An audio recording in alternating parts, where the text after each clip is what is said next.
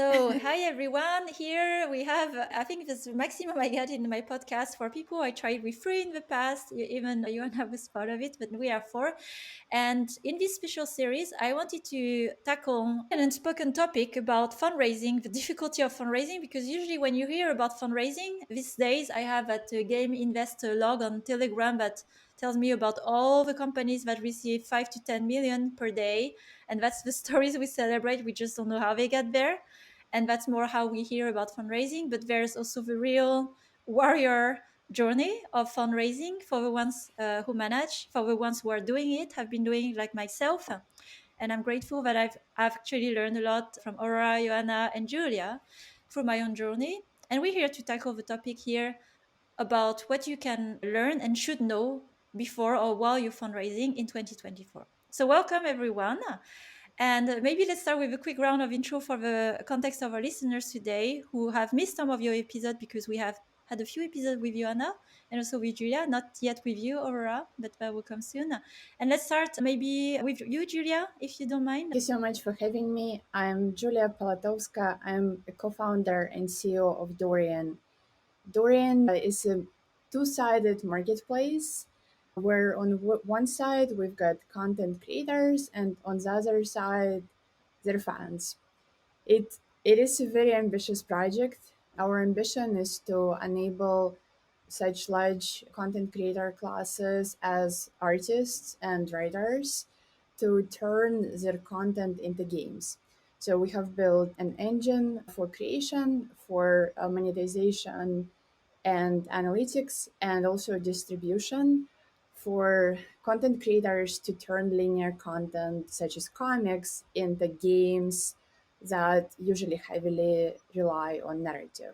So majority of the games created on our platform are dating sims, visual novels, story-based games. It's been an extremely exciting journey so far. We achieved over 7,500 published creators on the platform. So all of these creators are typically amateurs who potentially have been making some content for a while, but never really monetized it. And what we're really good at is unlocking free to play game monetization for them.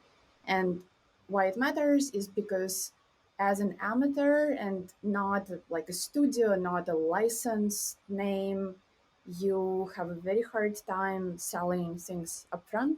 You really need to invest in your name and marketing or your license, your franchise, your studio in order for people to trust you enough to pay upfront.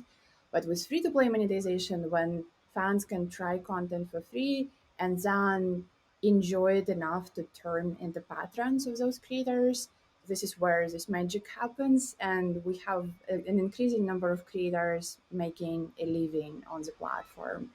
So the biggest pride for me and a big part of our mission is that we bring people who have not been able to make games before, who have been outside of this industry and could not enter the industry easily.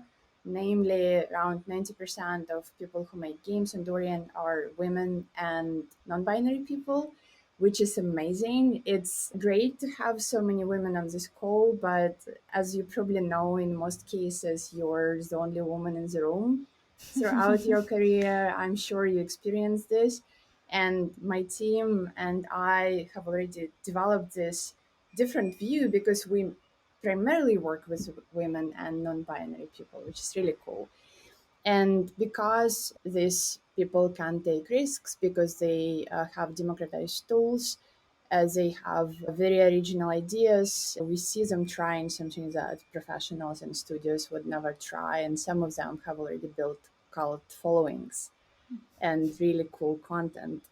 So far, we have raised 19 million and we hit our fast early growth this year. We have been doubling our revenue for the third month in a row, which is very exciting. All coming all generated by amateur content, literally all of it. That's incredible, by the way. Congratulations. Thank you. Awesome. Very nice introduction to your company as well and the way you got there. And we get into that. Aurora? Yeah, so my name is Aurora Klæboe Berg. I started my gaming career 11 years ago as part of the Norwegian game company Dirtybit. In 2015, I moved to San Francisco to start my own company, and we built an SDK for mobile games and raised $1.6 million over 2 rounds, and was later acquired by Metal.tv in 2019. I then served as Metal's COO for 4 years, and we raised over $60 million and acquired 4 more companies during that phase. I'm also on the board of a cosplay community platform called Cosgear, and now taken a year-long sabbatical and are ready for something new that I can't really talk about yet. But for the context of this conversation, I should also share that I've written a few angel checks, and I've also been helping a few companies raise their own funding in the past year. So and what I'm speaking to is based both across my own journey of fundraising as well as seeing other people go through their fundraise. Very nice. Thanks. And last but not least, Ioanna. Hey, so I'm Ioanna Hreninciuc. I've co-founded a startup called still publicly PicFinder right now, but being reborn very soon as Runware, probably by the time that this podcast is out. So it's an AI infrastructure startup that was inspired by some of the work I was doing in gaming. So before the startup, I was the chief product officer of Homa Games, and before that, I was the CEO of Game Analytics. So more of a platform kind of product person in gaming. And that really inspired kind of the approach for the AI infrastructure startup. So what happened was we really saw, me and my co-founder, that AI was obviously emerging in a big way, but it was incredibly hard to scale and incredibly expensive. So you had this like GPU crisis, people using like deploying stable diffusion, doing a lot of work. And there was this running joke in the industry that all of these AI startups are only going to exist until they run out of cloud credits. And this is true. A lot of them are no longer here with us right now, but this was happening when we were fundraising. And we wanted to build a visual AI platform for product developers. So for people to actually integrate visual AI into their product, Stable Diffusion, and to be able to do it at a scale of like millions of users, tens of millions, hundreds of millions of images, and to be able to do it both in real time and affordably. So the benefits of our AI infrastructure platform is it's the fastest, most cost-efficient platform for integrating Stable Diffusion into your product. And there's a big secret sauce that is all related to kind of the combination of hardware and software. So how we do that in an AI ecosystem. In order to do this, I raised 3 million. So the first like 500K came from Speedrun, the Andreessen Horowitz accelerator that I think is probably very relevant for people in gaming because it is a gaming accelerator. And I'm happy to talk about that. And I do coach founders on how to get into Speedrun. And secondly, we raised, after pivoting, a very oversubscribed pre-seed round, and I could really talk about the difference between like hearing no after no and then ultimately being successful with fundraising. Yeah, very nice. So the three of you have really relevant experience where you've been fundraising, you managed to raise. So, it's not just a story of failure, but I'm sure there were quite a lot of trial and error before turning it around. And that's what we will talk about today. So let's start with my first question about hope versus reality. So for me, first time fundraising, not that I had too much hope because I was luckily surrounded by people who were very realistic. So it gave me kind of a reality check even before I had hope. But I'm sure when you start, you have a lot of hope, you have a lot of dream, and then you have a reality. So I'd like to hear, starting from maybe Aurora, if you like, what were the hopes when you fundraise, your dream, and how they were crushed in the reality, and that, like especially looking back now because it's been indeed a few years now. Yeah, so we naively thought fundraising would be a breeze. So just to put some context, in the fall of 20, we decided what our company would do, and we talked to a few investors that were asking for meetings with us, and like everyone was like, "Oh, when can we invest?" Was like the mantra. But we had learned that we shouldn't fundraise until we were ready, and so our plan was to start in January 2016, close the round in March, April of 2016, and take it from there. we were planning on raising $1.5 million at a $6 million pre-safe, because we estimated that we needed 1.5 million, and that was a 20% dilution on the seed round at that point. So that was like the mechanics behind it. However, we also didn't want to spend unnecessary time fundraising, so we prioritized product as opposed to preparing a pitch deck, for instance. And so we actually showed up to our dream VC, which someone in this room may or may not know very well, and presented our pitch, like in terms of describing the product, describing our traction, and all of that, only to be pierced with questions regarding our business model, the like things that we hadn't thought about at that point, because we thought that, well, at this point, they're investing in the team anyways, and of course we'll figure these things out. But like we wouldn't have those answers just yet. And so we really felt crushed, and we then shifted to starting to ask for advice instead of money, even though we were running out of money. We spent the first full year running through our own savings, as some context. But after going through a lot of back and forth, we were able to secure first $200,000 in sweat equity from a Norwegian fund that was also based in the Bay Area. And then later, 300,000 from a Norwegian investor. And the irony is not lost on me, the fact that we moved from Norway to the US, set up a US company, and then ended up raising from Norwegian VCs. But they were actually investing in us because we were there, because we had been thinking global from the day one. And so we would most likely not have gotten those investments if it wasn't for that. And these were VCs that had seen us over time, which really helped, right? Because they are trying, every time you meet a VC, the more information they have in you, the better assessment they can say, oh, the velocity of the slope of the curve that you're on is exponential as opposed to dropping or stagnating, right? But so we were, all in all, the first year, we actually did run out of money before we got the first money in the bank, which was super stressful. But in 2016, we raised 600,000, which gave us some time to get some consultants to help us get the platform out of alpha. And then in the spring of 20, we had again struggled fundraising. We had approached 6 of our most promising game investor leads that winter, and ended up in diligence with 2 of them, but we still didn't have the answers that they needed. To share a bit more, we were building a B2B product, and the sales cycle was so long that we didn't get the information they needed to feel that we could compete long term in the market we were going for, which was a new market. So during GDC 2017, we pivoted to only focus on selling the product, not fundraising anymore. And a few weeks after, we had landed a larger games company, and the CEO actually reached out to me and said this was the first time his developers were excited to implement an SDK, and they really liked the SDK, and he wanted to see if we wanted to join forces.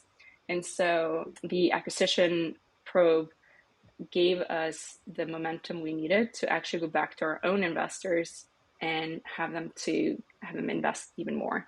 And from their perspective, they were like, well, this is the sign we need to see that you're on the right path. And so we actually raised $1 million more, which gave us additional 18 months, actually, but it turned out to be 2 years of runway. And we grew the team to 7 people during that time. So it was like almost 2 years of sweat and tears and running out of money a few times before it worked for us. Yeah.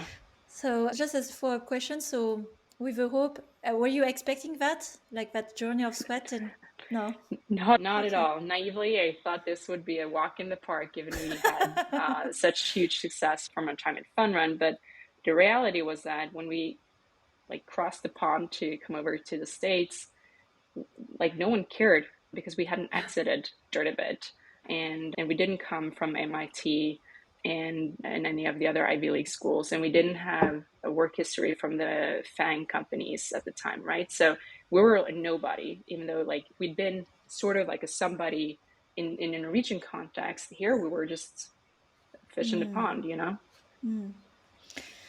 Wow, thanks for sharing. Julia, how was your journey?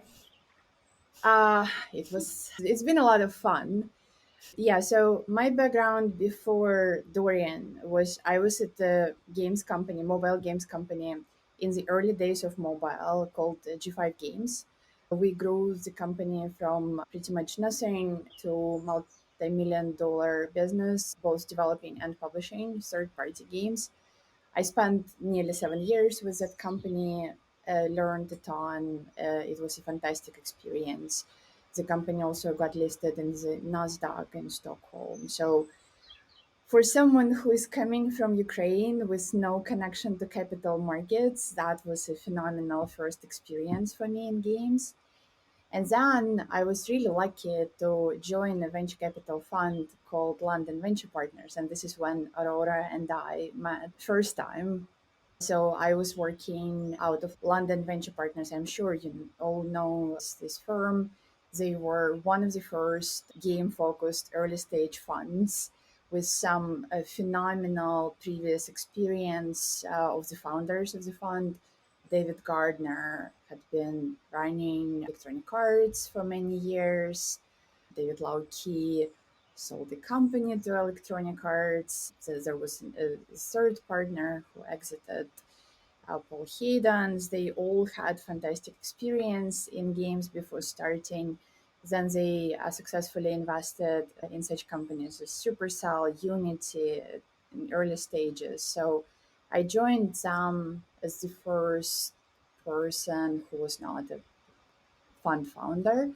And they spent about 2 years with them, which was a really huge learning experience for me, like understanding our industry from investment side. I feel like I was expecting blood, sweat, and tears a lot because during my time at LV, we invested in roughly 30 startups. And about half of my time was looking at new investment opportunities, evaluating investment opportunities. And the second half of my time was working with these portfolio companies that LVP invested in. And oftentimes I was just kind of plugging myself in and helping them when they needed my skill set and I could offer help. And I really enjoyed working with all of the portfolio companies.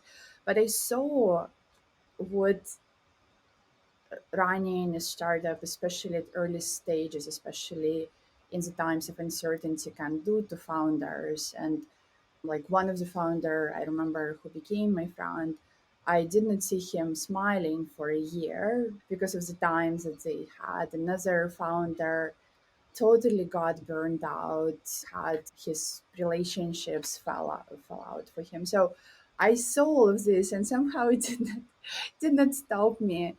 I think that many founders, and I'm sure you can relate to this, you kind of like you start thinking about certain problem and you can't stop thinking about it. You really want to solve it. And the more time you spend on it, the more you're convinced that this is something that you want to do, especially as you learn about this problem and as you get some validation that this problem really exists for many people. Of course, sometimes you pivot from one problem to another. That's totally fine. But I think many of us start a company because we just can't not start a company, right? So this is how I kind of felt. But I did have these expectations that it wouldn't be an easy journey. And in our case, I think so. We raised 3 rounds. The first round was seed 2 million. The second one was seed 3 million, and the third one was Series A 14. And each round was very different. So in our case, our first round was actually fairly easy to raise. I think my background with LVP helped tremendously. I was looking at our first pitch deck not long ago, and it was really great. I think it was our first, it was our best pitch deck out of all pitch decks because it's interestingly, I think it's closer to what we're doing now than all other pitch decks after that. So it was great pitch deck. And the first round was fairly fast. The only thing that I want to share as a learning was that as someone who used to be in Europe and then moved to the Bay Area, just like Aurora, to start Dorian. Dorian was started out of San Francisco. I had this preconceived notion that the rounds are supposed to be led by a lead investor. This is a more European concept that it's better to have lead investor than what some investors call a party round. A party round is something that sometimes is frowned upon by some investors, like, oh, you could not have someone with enough conviction to really like lead your round and make you a great offer. You just had to assemble this funding from different people. However, I think that it's actually not bad to have a party round, especially very early on. And that was the biggest learning for me raising in the West Coast, because what helped us initially, I was searching for a lead investor and I was convinced that this was the way to go. And then, like how you talk to many people sometimes and nobody makes this offer, even though everyone says, yes, I will follow. And in our case, what helped was that we got offers and commitment from several fantastic angels. It was less than what we hoped for. We wanted to raise around 2 million, but then the angel commitments were like accumulating to about 500,000. And then we thought, okay, we will just take these angel checks and we will run with this. And then once I said to some of our investors that we are just wrapping up the round of just angel commitments, we got a lead investor who stepped in. And it was still not a hard process. I felt it was still pretty fast for us to raise that first round. The second round that we raised was much harder. It was, we were raising after the pandemic started. So that was very challenging because we thought that it would be much faster, but then the year was very volatile. It was before the game hype started during the pandemic. So we were raising in a very low market and it was much longer than we had expected for this to take because all of the conversations that we were having kind of froze and we had to go back to square one after the pandemic. And then we had to change a lot. We had to pivot in terms of how we thought about the immediate priorities because we basically had some things that we wanted to do later and we had to do that much quicker from technology and product priority standpoint. And our engineers worked overtime and we did some phenomenal work on our engine side to enable creators to do much more than we initially thought would be enough for the fundraise. So during that period of time, I felt like we needed to iterate a lot. And I took this iterative view. It's okay if your pitches do not go as well as you imagined. Just keep iterating. We probably had over 100 iterations of our pitch deck in that round. And since then, I feel it like, okay, like you need to start talking to people. You see the feedback of people who do not know your business, who you need to simplify your business for because you have so much information in your head. And each iteration usually is a simplification of your view, especially at earlier stages, right? Because you still need to sell the vision rather than the traction because it was a seed round. So that was hard, but at the same time, the fundraising process really forced us to make some really good product decisions that helped us a lot. And I'm really grateful to all of the investors who spoke to us during that period of time because all of their feedback really helped and like listening to them was helpful. And then our Series A was raised on early traction. We had what most of our investors really liked during Series A. It was a much better market. It was an easier process. What investors liked was that there was a great path to monetization. We had quite a few creators who had started monetizing before that.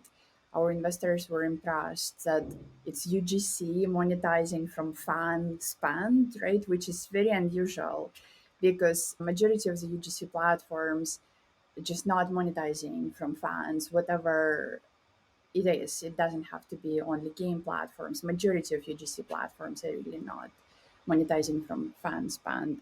So this early monetization path was very convincing. We also had some really great deals with partners. We had a partnership with Lionsgate for Blair Witch and AMC for Interview with the Vampire. So we had quite a bit to show. So all 3 rounds were different. Now we are not actively fundraising yet, but we see some interest. And I hope our Series B will be on our great unit economics. Wow. So hopefully we will be able to share something in the foreseeable future. That's very impressive and inspiring, Julia. You're on the path and trajectory, and I don't hear that many companies that reach the round B. I think there you can count them on the hand. I don't think there's that many. I don't so. Let's We do root for it. you. Yeah, we root for Let's you. do it. Let's also demonstrate what we're capable of. Of course, I take pride in being a female founder and also serving female creators. Yeah, we can feel the passion. Thanks. And I'll ask you, Anna, what was your experience? Much more recent than. So we were fundraising last year, which was a terrible year to fundraise, like Yes. really really bad. And also the reason, expectations versus reality is nobody really tells you the truth. So just I really think that like it just takes you to, for me, like it takes you 3 months to just realize what the reality is. Yeah, and in my experience, the reality is the biggest predictor of fundraising. Oh, sorry, but is like, do you already have a successful exit? If yes, you are very likely to fundraise. You just need a reasonable idea. If you have a successful exit before, you will fundraise. If you don't have a successful exit, did you have a really big job making a lot of money for a company that makes people believe that you will do that again? And if you didn't have that, then it's tough. Then you really need an idea that is super convincing with early signs of traction. It doesn't matter that you're like pre-seed, before product market fit, like, and people are going to want that from you because really they don't have anything else to go off of. So I think one of the things people don't, I mean, people who are successful at fundraising don't know this, but people who are not don't really understand the value of you as a founder, and how much building towards eventually starting a company is a process. If you have the aspiration to be a founder in 5 years or 10 years, like this is the time to start building yourself as an investable founder is now. Secondly, VCs kind of are just as optimistic as founders are. They will tell you you are amazing and then they will ghost you. Like this is like, you are amazing, best thing I ever heard of, I can't believe it, I was waiting for something like this to come through, and then ghost you. Like, and I really asked friendly VCs, like, why do you guys do this? Like, why do you do? And they're very much like, well, there's nothing to lose, is it? Like, you just get a great experience from the VC, and then they think if they want to invest, and if they don't, but if they do, then you're going to think they're amazing and they love you. So but it's very confusing in the beginning because you're like, people are telling me I'm great, but like nobody's signing a check. What is going on? And finally, the best predictor like is if somebody's already signed the check, and this is where like Julia's pointed, like it's not really about doing the party round. It's really hard to get somebody to commit to a big check if you don't really have either super strong traction or super strong background. So if that's the case, you need to get people to commit to smaller checks, get to a good amount that builds enough belief. For us, the moment people started to sign checks was like the moment we had like a big investor, and actually that could kind of be presented as a lead, the round became immediately oversubscribed. Like we went from 0 to people fighting to give us money. And we were the same people. By the way, the pitch did not change in this interval at all. This was like a 2 weeks interval where somebody signed and all of a sudden everybody's waiting to sign. So the sign of other investors thinking you're hot is like such a hot currency, and you kind of being able to create the sense that people think you're hot, like your startup is hot, is really important. So it's much more like high school than you'd believe. I will say that it's very much driven by, there's real aspects of, like, again, your exit, your background, your traction, but a lot of it is also really managing to have momentum at the right time, to have all this interest at the right time, so it results in a check, so and that results in more checks. And if you don't really know your timing and you're just finding it in the early days as a founder, and again, you're getting all these mixed messages, it's really confusing. And the other thing that I would add is, for me, going through this journey, it's the other founders that really kept me going. Because you think on LinkedIn, you only see the people who are succeeding, you only see the rounds, and like 98% of the people are at home getting their 10th no of the week, and they're just as depressed as you are. Like, and I think it's important to be honest, as founders about that, because for me, realizing that we're all kind of failing every week, but succeeding longer term, like on every given week we're failing, but like over 6 months, a lot of us are succeeding. That really kept me going, and that really gave me fuel, and the candidness of other founders admitting that they were feeling the same way. So yeah, it's very confusing and it feels like a very lonely journey, but the other founders really make it worthwhile. And yeah, and final point is, your co-founder is also super important. Like for me and my co-founder, the company was kind of built around his vision. He's extremely technically strong. He has a really unique vision, and we needed to both articulate that and to build belief. But let's say I had the better resume on paper as well, right? So we needed to really manage that and how we speak, and we really needed to adapt together and going through the process. So you're also going to need to change a lot as a team from the fundraising process, and it's really the first test of you as a founding team. And if you can't make it for that, it is better to break up, because you're not going to make it. It's very much, it's very hard. They really matter a lot. Yeah. Thanks for the candid feedback and experience. And I can totally relate to what you described, Ioana. So 2024 is not that far from 2023 with a few spices more. But yeah, I can double down on everything you shared. Let's cover one more question, more for a round or whoever relates the most to it. Because I asked myself about, you receive so much feedback on your pitch and on what's missing in your business, and you have a bit of a projection of your VCs based on their thesis, what they would like to see. How have you navigated that, where sometimes you really need to take the feedback to heart and you pivot your business, what you thought you would do, and some other times like, no, it's cool, thanks for the feedback, but no, I'm not compromising on my vision and I do this, and then if that means I get all no's, I'll stick to it. So who would like to start sharing their experience? I can share some of ours. Especially in the first round, everyone who committed, invested in our company, I could tell the moment when they made the decision to invest. It was like this kind of like eyes lighting up. And it was interesting because I was, I was so attentive to this. Obviously, it was so important for me. I was paying attention.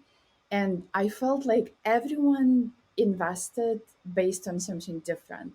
Of course, there are some similarities, and we presented pretty much the same pitch deck. But I think that what they believed in was different because these are different people and they relate to slightly different things. In one case, it was a specific mechanic that we came up with. In another case, it was longer term vision and whatnot. So I think that if you ask your investors, especially like if it's longer term, like in our case, and we had different investors in different rounds, if you ask them why they invested, I think that everyone will have slightly different like aha moment why they wanted to be in. And it's very important to remember this when you're presenting because people just have different perspectives. That's very normal. I think that we had some situations when I had feedback on our pitch, and on the very same day, the feedback was absolutely different from from Yeah. totally different perspectives. Like, I'm gonna invest because of X, or like, no, I will not invest and you will not fundraise because of X. So it was interesting. But I think that it's just normal, and you have to have potentially different angle for different people. Obviously, you have your story, you have your validation, you have your team, because someone reacts to the team, someone reacts to some numbers, someone reacts to longer term vision, someone reacts to your tenacity as a founder. So I think that it's okay, and then you have to also see how other people perceive your company, because they never have as much information as you have way too much information, and you need to simplify it. And I learned to take this as a very iterative process. And I'm thinking even about myself as a founder, like I am on this iteration of myself as a founder, and I will further iterate myself. And I know that maybe these investors do not appreciate me or what I have built so far, but I will iterate. Maybe they will appreciate me later. So I'm kind of thinking about it this way, that it's okay. We are iterating, we're learning and iterating, and I will become better. I will become stronger as a leader. And I think that I wouldn't take this personally. I will just understand that these are different perspectives, and you either have chemistry or not, but sometimes you may have no chemistry in the beginning, and then you have a much stronger relationship later. Just like, I don't know, maybe from dating experience, sometimes you have chemistry and that's all you have, right? There is absolutely no potential to have any long term relationship.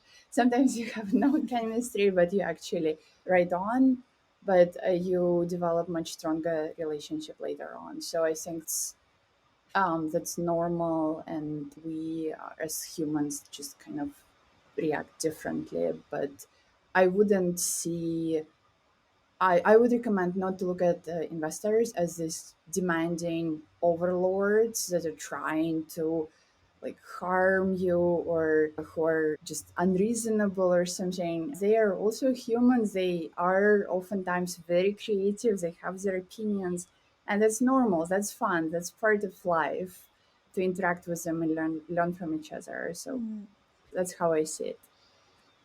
Anyone would like to add something? I can add, so I wanted to add a couple of points. I wanted to mention that US and European investors are also very different. So US investors are much more big vision. Like, you have to want to go there. You have to articulate a super solid vision. European investors much more about, what are your numbers today? What are your costs? Show me a business plan. I swear to God, no US investor has asked me for like a business plan until we were late in the process. Like, Europeans like to see these guys. Like, Europeans are risk averse versus like US investors tend to be very much big picture orientated, big vision, want to win. So also you'll get a lot of conflicting feedback from these two perspectives, and you could even have two pitch decks for this if you want. But my advice is to really take the feedback of the investors you want to have. So like, in any way, there's like top shelf investors that everybody wants. Everybody wants the LVPs, but also like the Sequoias, the Andreessens, the XLs. Like, everybody wants these guys. And then there's also but there's more specialized funds that are probably better at understanding what, not just better understanding what you actually do, they're more used to, they're willing to give you more time as a founders. And then there's angels and micro funds and so on. You really want to be speaking to investors first of all before you're ready. You kind of want to start putting it out there, I'm going to fundraise. You kind of want to start getting to know them and setting the calls.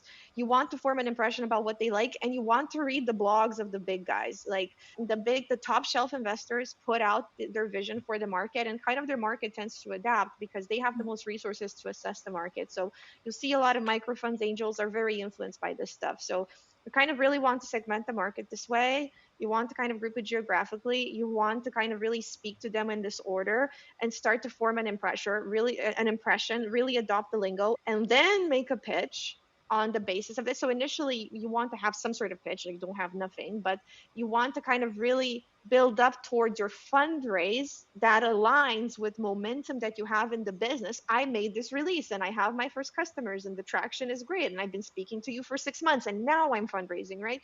So you kind of want to do these things. And when during this 6 months process, you can take feedback. But again, you want to start to figure out, actually, I want to raise from specialist investors because my product is really niche and I need them to invest. And if I get some general purpose investors, fine. But these are, for instance, we found a lot more success with more deeper tech investors because we could really connect on hardware, AI infrastructure, and so on. And with like regular B2B investors, it was very hard to have those conversations and they kind of didn't really know what bucket to put us in. And some were interested, but it was really getting a deep tech investor on board that helped to solidify the confidence for them. So just keep in mind there's those differences as well in how you take the feedback and when you take it and when you can apply it so you can align with this fundraising momentum. Love it. I also can relate a lot to that, learning from my previous also round.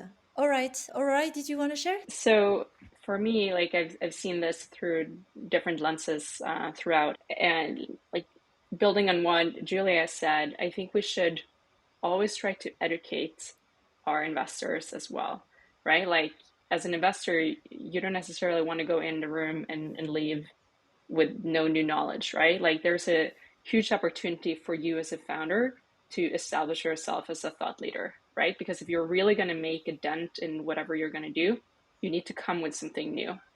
And a lot of times that goes through education.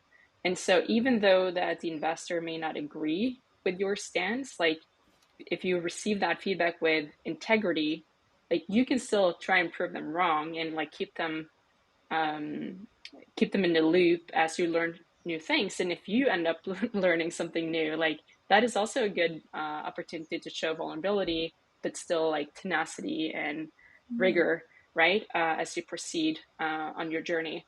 And so in my experience, like persistence in this conversation is really important. Like if you have strong conviction, you're also being tested, right? Like don't take all the feedback as as a sign that the investor did not believe in you. It's also an opportunity for them to test like how strong is your conviction, right? Do all of this with integrity.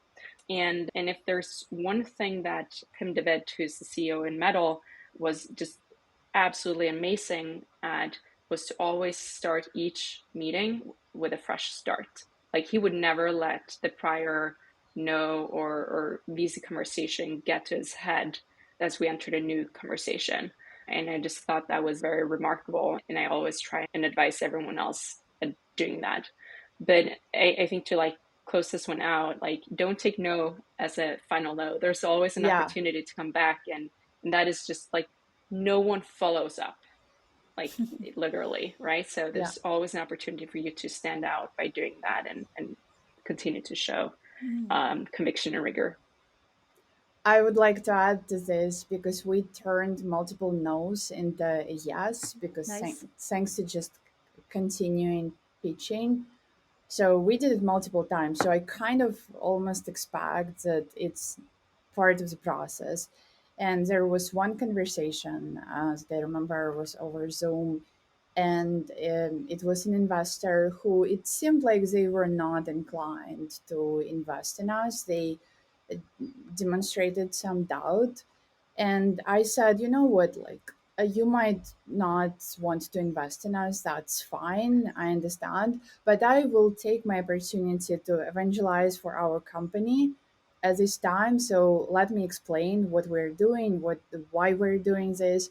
And eventually they signed a very big check. So that was, and I thought they would not invest. And I just said, like, I will evangelize. I said it out loud. I will evangelize for Dorian anyway. So since we have some more time scheduled, you have to listen to me. and that was a great partnership eventually. Super example. And it gives also here not a completely unrealistic hope, but not to stop at the no. It's a journey of resilience. So some takeaways where I love, Ioanna, that you reminded statistically you are more on the side of the ones receiving no. It's just the game by numbers. And so find your allies to know that you're not alone, and endure it, take the learning and continue, right? And it's also a good test for your own conviction on what you're doing, right?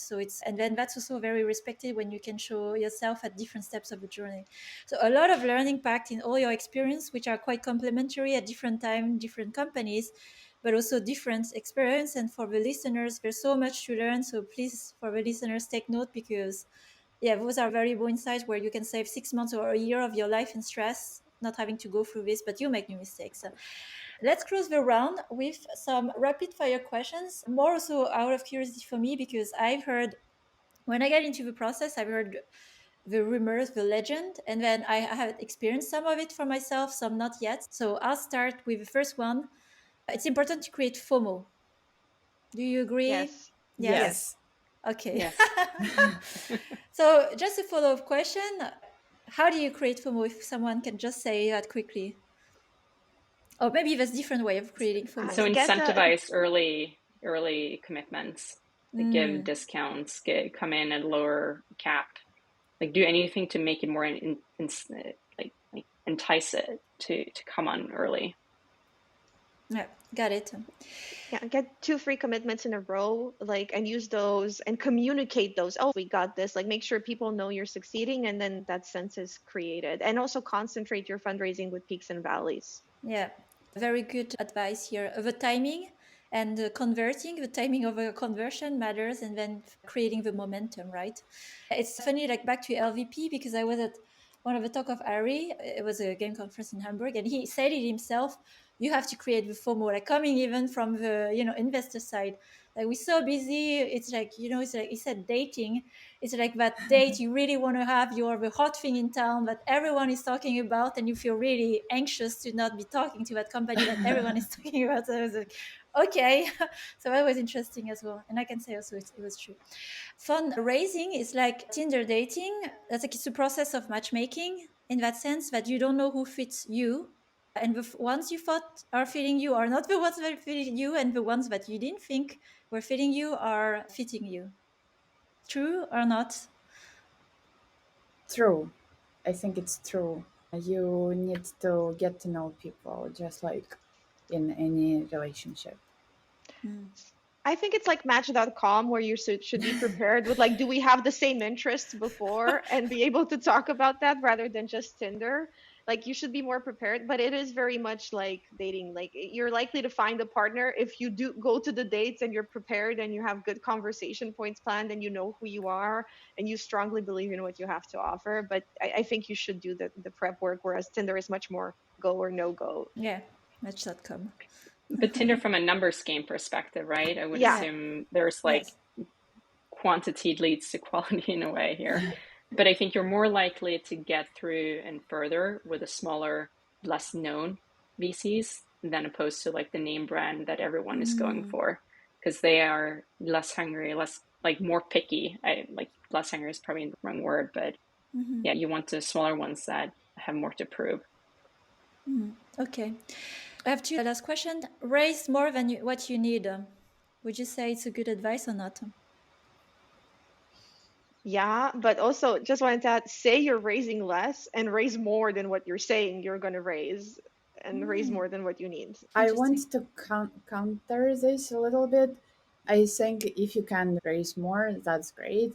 But I think that one advice that I would give anyone, including myself, is hire slowly, because after every round of funding, you have this pressure to hire talent usually. And even when you're conscious about well, I will not fall for this time, you still are under pressure to hire more people, hire talent, prove that you can hire. That's one of the expectations. But when you hire too fast, unless you can also let people go fast, which is very painful for many of us, right? And for people, of course, then I recommend to hire as slowly as possible. It's, in my experience, it's almost never too slow, especially after the round of funding when you feel this pressure. Just really make sure that this is the right people and you know what you're hiring them for, because hiring mistakes are painful for everyone and also for your runway bottom line. Yeah, I would add that if you already have clear product market fit, you have good unit economics, then you like the dilution is probably more worrisome. Like you can leave more on the table from an investment perspective. But if you're at the cusp of potentially spending more time, like everything takes more time, I would take more. So like early on, probably take more than less because you need time to prove your thesis. Yeah. And get to Series A metrics or whatever the next round metrics is required to be. Yes. And it's always like this. Even investors these days would say, do you have at least 18 months of runway? So they've learned as well because they don't want to be in the situation where you can't raise again, right? So even that's also some of the questions I get. Last question, which I heard from other founders in private conversation, the investors you need, the ones you pick are not the ones that, when you're in the honeymoon phase, you have hopes, you build something great, but that will back you in the worst times when you're really struggling. You may not raise in the next round, you're really struggling, and they're here for you. I don't know if that's true. I didn't go that far, but we'd love to hear some. So in what I've seen is that, and it goes back to what I said earlier, like the more name brand they are, the less likely they are to roll up their sleeves because they have other portfolio companies that can be the one, right? But you really want to reference check your investors and ask them for references on companies that didn't work out, right? And how they acted in the worst of times. Mm-hmm. This is a very good advice. It's very important to have candid conversations with other founders. And in many situations, other founders were extremely helpful in sharing their experience. And it is a very good idea to have some reference calls with the founders who your potential investors invested in, because you will never know until you work with them. Also, it's important to take into account that the relationships between different people develop differently. So, of course, you want to know if there is any particular pattern with your investors, but it's also possible that you might have just better chemistry, better relationship with your investors, or vice versa. So you will never know. It's a human factor, Mm-hmm. and you will not know how this is going to play out. But I would say that yes, early on, we did not know how our relationships would go, because things change and some super engaged people kind of disengage over time, and vice versa. Some people who you did not expect to do as much work, they sometimes exceed your expectations. So I haven't figured out the way to predict this, even with reference checks and whatnot. You can learn a lot, but you can not know how they're gonna resonate with you and your company and your team over time. So I don't think that there is a crystal ball here. If someone has it, please share. I just want to add that it's important that it's a two-way street, right? Like you can't expect just the investor to be the one rolling up their sleeves if things aren't going well. Like you need to have transparency and bring them on that journey before shit hits the fan, right? Yeah, I yeah, think one of the treat worst things you can do is surprise your investors, and you also learn that the hard way less. as a founder, but that will not help. And I think this advice has been great, by the way. I just really wanted to mention that from both sides. Yeah. And I've also found that large funds can be helpful, very helpful, even because they're kind of sometimes less sensitive. Actually, they have a big portfolio, they have a lot of investments. So they've seen it all as well. They may be a bit more desensitized to your issue and less likely to necessarily help you like hands on, but sometimes they have a broader perspective, and that can also be very helpful. Oh, very, very good learnings. I'm sure there's a lot to cover. It could be a whole series of hours of conversation because there's so many little details of, I mean, it's a full-time job like that. I can agree with the fundraising. And that time is not spent building the product. So it's always the dilemma and the compromise. But for today, closing this round, and there will be more, and we're rooting for you, Julia, for your next rounds. Is there something I should have asked one of you and I didn't ask at last to close the round? I think the importance of co-founders. I think I touched on it, but I would love to know like more about these experiences, because I think one of the decisions you make is your co-founders, and that determines your ability to fundraise, your ability to last through everything. And I think it'd be really great to hear about that as well. I Yes. just wanted to say that if there's one thing I would want to do again if I started fundraising today, it would be, regardless of how far along you are, start asking investors, what do you need to see for this to be an attractive investment? And just start keeping tabs of what that is, because the more clearly you get to articulate what is missing, the better you know what to prioritize. Not to say that you should only prioritize what the VCs are telling you, but if you are depending on their money, it's also a great way to show that you're making progress by returning to them once you've reached that stage. And I wouldn't just emphasize it's never too late to ask that question, because things always take time, and your round will usually take longer than you thought. I also wanted to highlight that as a fundraising CEO, especially, that is a big part of your job. I think people think I'll fundraise and then I'll do X. It's like always be fundraising. You don't really realize that people told me it was a full-time job, and I'm like, it's going to be calls. I do calls all the time. No, it takes a lot of work when you're doing it. It is a full-time job. It takes much longer than you think. And it is like a full sales process. You're going to have a spreadsheet with what they told you, what the fund is, what they said, when you're going to follow up, you promised to send them. And that's also going to be in 2 days, by the way, because you can't wait longer than that. It's definitely, fundraising is a big part of VC funded startup CEO's job. And if you don't want to do that, then you don't want a VC capital. I just wanted to emphasize that you need to find a different way, because that is the life you're committing to. Yeah. Very good reminder. All right, let's close that round. Thanks a lot for sharing your learning wisdom, and wait to hear more about the future journey. I know exciting coming ahead for you, Ioana and Aurora, so we'll follow that closely. And Julia, we're rooting for you for that round B. Yay! Thank you so much. Thank you. It matters a lot. Thank you. Thank you. See you all.